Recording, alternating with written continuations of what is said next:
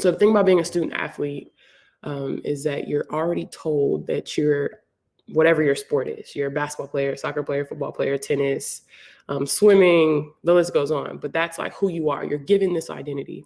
And along with it comes stereotypes, it comes expectations.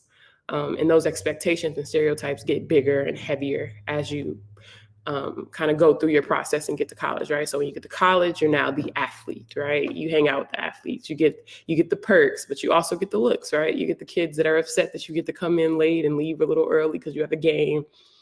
And you kind of generally have a whole different experience. So for me, when I got to college, it was very hard for me to differentiate who I was as a person and who Imani the athlete was, because my entire life, I'd been the star. I've been the best player on the team. I got all the awards. I won all the games. And when I got to college, I suddenly wasn't the best. Things were a lot harder. And it took a very long time for me to differentiate that, like, Imani having a bad game as a basketball player wasn't Imani being a bad person. And understanding that my worth was not always derived from my success as a basketball player or as an athlete. And I think we often get stuck in that game of thinking that we're only as great as we are an athlete. And we're so much more than that.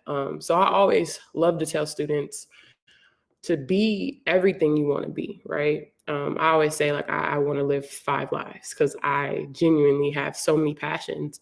And the great thing about sports is that sports has given me an avenue to all these passions. So I'm going to read a short poem to you guys. I'm also a published poet. And I think it kind of deals with what we're talking about. It is so often easy to forget how far you've come. Everything that you are amongst the impossible standards you set for yourself. I hope that you know that once you put down the accolades, the title, and anything else attached to you, and it's just you are enough. You, with no additives, just you, are enough. And I think we often forget that. Everything we do is a hat we put on.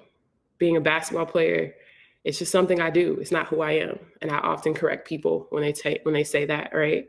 It's amazing being a basketball player. I love that. And it's very much a huge part of my identity. Since as long as I can remember, I've been a basketball player. I've been a tall girl. And even if I wasn't playing basketball, I was constantly being asked, do you play basketball?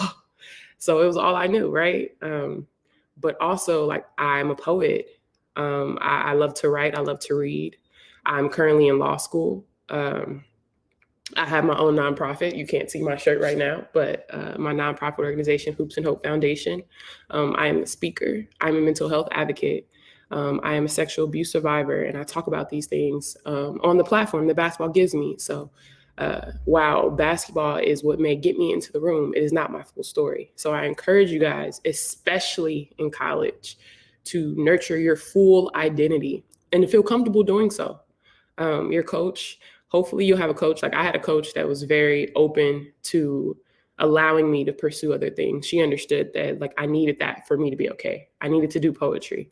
I needed to go to different group activities and things that didn't involve basketball for me to be okay.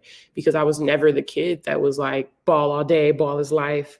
I live and breathe sports. I was never that kid. I've always been a nerd that played basketball.